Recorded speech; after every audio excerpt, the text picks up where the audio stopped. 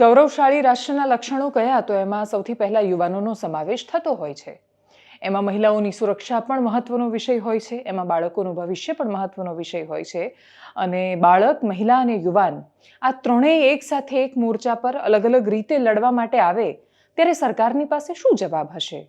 સચિવાલયમાં શું ક્યારેય એ વિષય પર ચિંતન કે મંથન થતું હશે કે આ લોકો શું કામ વારંવાર ગાંધીનગરમાં રસ્તા પર આવી જાય છે, કે પછી શું કામ મહિલાઓ પોતાની વાત સાથે આવે છે? જો કદાચ ચિંતન કે મનન થતું હોત તો પરિણામ આપણી સામે દેખાતું હોત. ઇગ્નોરન્સ જે વ્યાપ્યું છે, એને અવગણવાની વૃત્તિ જે વ્યાપી છે, એ માથા પર ચડી રહી છે. નમસ્કાર, આપની સાથે હું દેવાંશી.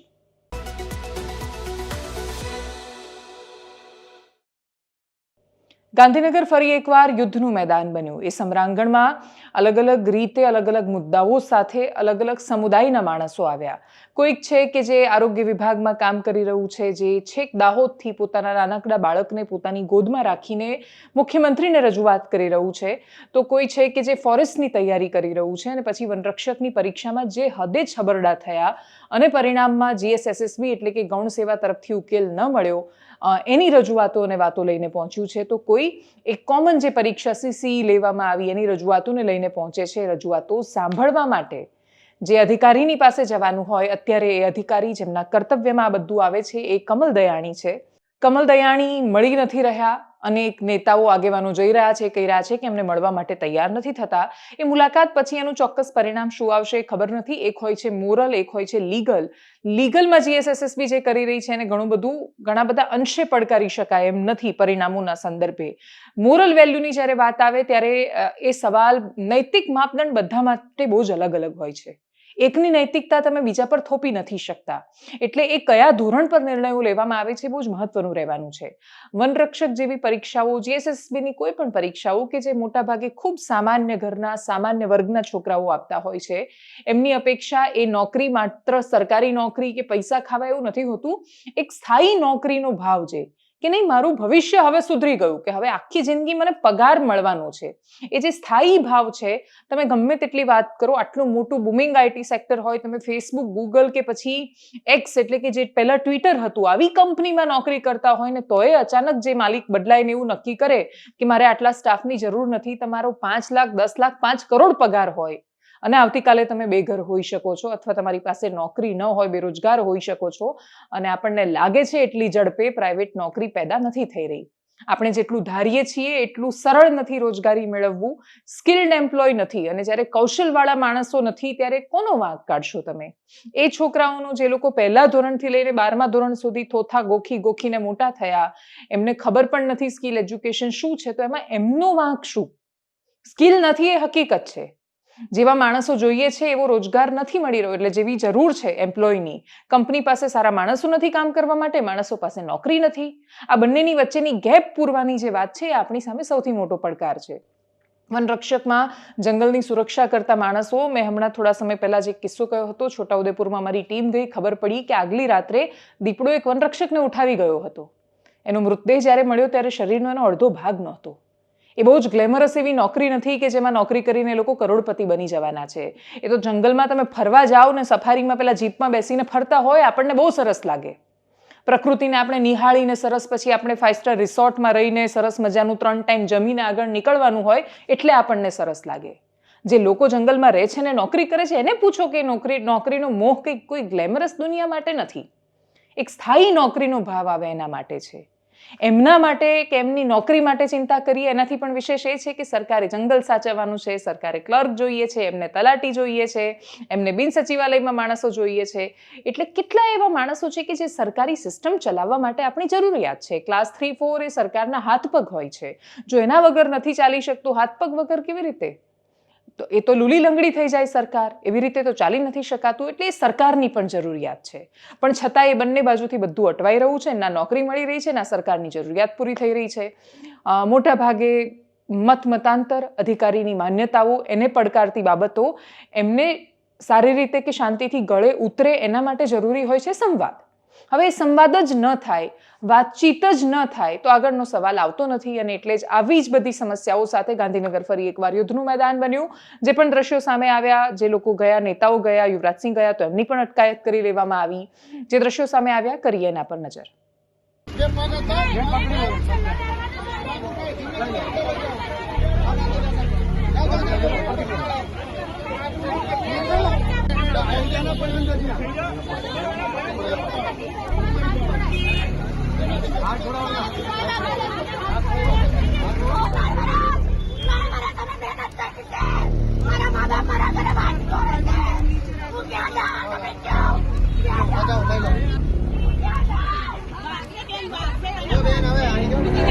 કરી શકે તો અમારી એક્ઝામના માર્ક્સ કેમ જાહેર નહીં કરતા? એવું તો પેટમાં તમારે શું પૂછે? એના કારણે અમારા આંદોલન ઉપર ઉતરવું પડે છે. અમે બી નવરા નહીં, અમારે વારે ઘડી ગાંધીનગરના ધક્કા ખાવા પડે. સરકારશ્રીને નમ્ર અપીલ છે કે અમે કોઈ આંદોલનકારીઓ નથી, અમે ઘરેથી આવ્યા હતા, મહેનત કરવા આવ્યા હતા, બેરોજગારી મેળવવા માટે આવ્યા હતા, પણ આજે અમારે આંદોલનનો રસ્તો અપનાવવો પડે છે. જો સરકારશ્રી અમારી સાથે સારું વલણ અપનાવી અને અમારી સાથે જો ન્યાય કરવા તૈયાર થાય તો અમે આ બધું તમામ આંદોલનના રસ્તા છોડવા તૈયાર છીએ, પણ બસ એટલો જ નમ્ર અપીલ છે કે અમારી માંગણીઓ સ્વીકારવામાં આવે. જીપીએસસી પેટર્ન મુજબ નહીં, પોતાના મનગઢ નિયમોને ધ્યાનમાં રાખી કમલ દયાણી સાહેબે જે રિઝલ્ટ બનાવ્યું છે એને લઈને અમે મળવા માટે જે કમલ દયાણી સાહેબને આવ્યા છીએ. કેમ કે કમલ દયાણી સાહેબ ફક્ત એ જીએડીના હેડ નથી, એ અમારા એટલે કે ગૌણ સેવા પસંદગી મંડળ બોર્ડના પણ અધ્યક્ષ છે. એ અધ્યક્ષની રૂએ અમે એને મળવા માટે આવ્યા છીએ. જ્યારે પણ અમારા વિદ્યાર્થીઓ અહીંયા મળવા માટે અહીંયા ઉપસ્થિત થાય છે કમલ દયાણી સાહેબ પાસે, ત્યારે એને મળવા દેવામાં નથી આવતા અને અમારી સાથે છેતરપિંડી કરવામાં આવી છે. કેમ કે જે નોટિફિકેશન છે, નોટિફિકેશન પ્રમાણે એને જે પરિણામ જાહેર કરવું જોઈએ એ પરિણામ જાહેર નથી કર્યું. તેને કારણે આજે ઉમેદવારો એવું માની રહ્યા છે કે ભાઈ પોતાની સાથે ઠગાઈ થઈ છે. એટલે આ ઠગાઈનો ભોગ બનેલા ઉમેદવારો આવનાર દિવસોની અંદર એ પોલીસ સ્ટેશનમાં પણ ફરિયાદ નોંધાવવાના છે.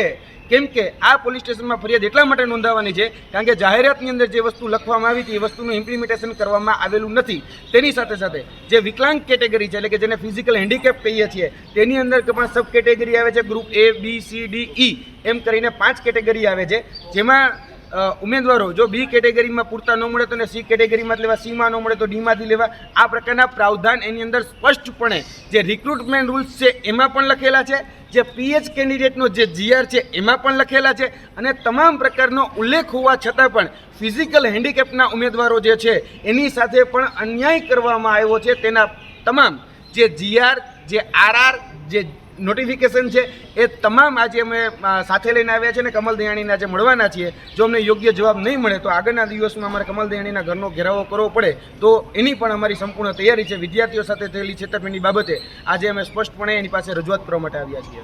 જે કિસ્સા વિશે ગઈકાલે વાત કરી હતી, દાહોદમાંથી સામે આવેલી દુર્ઘટના કે તોરણીની પ્રાથમિક શાળાના મુખ્ય શિક્ષક એટલે કે આચાર્ય દ્વારા જ્યારે દુષ્કર્મ આચરવાની વાતો આવે અને એની કોશિશમાં, એના પ્રયત્નમાં એ સફળ ન થાય અને એક 6 વર્ષની બાળકીની હત્યા થઈ જાય, ત્યારે એ ગામની સ્ત્રીઓ શું વિચારે છે, એ ગામની માતાઓ શું કહી રહી છે, એ ગામના સામાન્ય માણસના મનમાં શું વિચારો છે? શું એ દીકરીની માતા ખૂબ આક્રમકતાથી પોતાની વાત કરે છે તો એને સાંભળવામાં આવશે? આખા રાજ્યમાંથી જે ઘટનાક્રમ સામે આવ્યો છેલ્લા 2-3 દિવસમાં, સતત ભારતીય જનતા પાર્ટી સાથે જોડાયેલા નેતાઓ કોઈને કોઈ રીતે કનેક્શન એ સામે આવી રહ્યું છે. શું આ નેતાઓ ભારતીય જનતા પાર્ટીના ખૂબ મોટા નેતાઓ છે? જવાબ ના છે. પ્રશ્ન એ છે કે ઓલમોસ્ટ માણસો ભાજપમાં છે અને જ્યારે મોટા ભાગના માણસો એ સત્તાધારી પક્ષનો હિસ્સો બની જાય એટલે સદસ્યતા અભિયાનમાં અમે એવા અનેક નેતાઓને જોઈ રહ્યા છીએ કે જે શાળામાં જઈને, શિક્ષકને, હોસ્પિટલમાં જઈને, ડોક્ટરને, કોઈ પણ જગ્યાએ કામ કરતો સરકારી કર્મચારી છે એને કાં તો ફરજિયાત કાં તો મરજિયાત કોઈ પણ રીતે પણ એને જોડી રહ્યા છે. હવે સિસ્ટમમાં કામ કરતો એની સાથે સંકળાયેલો મોટા ભાગના વ્યક્તિઓ અથવા મોટા ભાગનો સમૂહ જ્યારે હિસ્સો બની જાય સત્તાધારી પક્ષનો ત્યારે શું થાય એનું ઉદાહરણ આપણે વર્તમાનમાં ગુજરાતમાં જોઈ રહ્યા છીએ. કેમ કે એ કમ્પ્લેન, ફરિયાદ આવતી હોય છે કે ભાઈ ભાજપના નેતાઓ કશું કરે તો દેખાય. પ્રોબ્લેમ એ છે કે જેટલા થઈ રહ્યા છે એમાંથી જે વ્યક્તિઓ છે એ ભાજપના છે, એના કરતાં પણ વિશેષ એ છે કે મોટા ભાગના વ્યક્તિઓ ભાજપમાં જોડાયેલા છે. એટલે તાર ક્યાંક ને ક્યાંક જોડાયેલા રહેવાના છે. સતત કોઈની પણ સરકાર ચાલે ત્યારે આ થાય છે.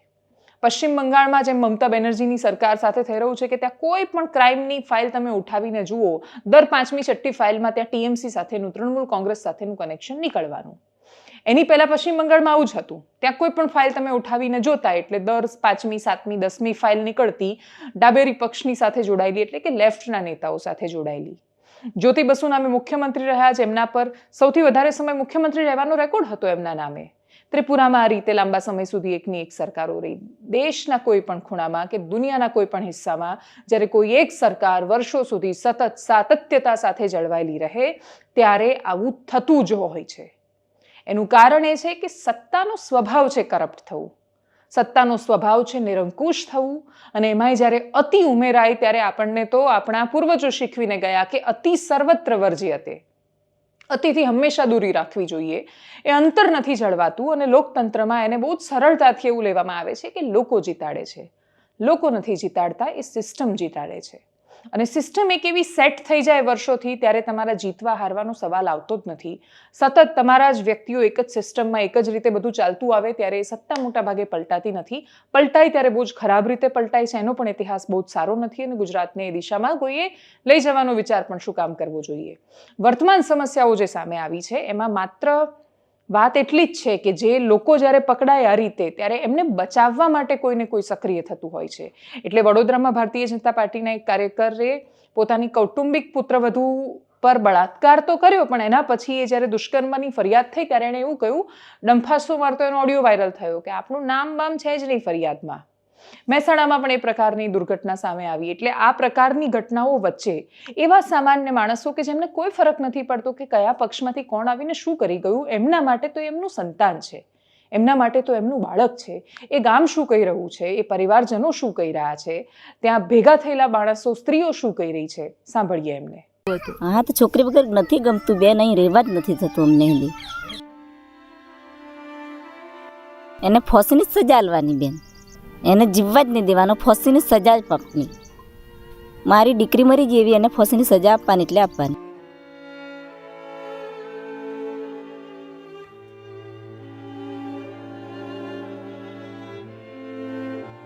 બેટા કરીને જ બોલાવી છોકરીને, બેસી જાય એમ કીધું. અમને જોઈને અમે હાથ બી નથી કર્યો, ગાડી ઊભી રાખી દીધી અને બેસાડી. કે બાળકીને મોઢું દબાવી દેવાથી, એનો શ્વાસ રૂંધાવાથી એનું મોત થયેલ છે, એની હત્યા કરવામાં આવેલ છે. એટલે અમે રોડે જઈને બેસાડી આવીએ અને રોડે પાછા 5 વાગ્યે હાજર રહું ત્યાં. આ છોકરા કામ કરવાના આવી જાય એટલે હું હાજર રહું રોડે કે હમણાં ગાડી આવશે એટલે મારી છોકરી આવશે જ. દીકરી દેખે તો આપણને આંખમાં ત્યાં આંસુ આવે બેન, શું કરવાનું.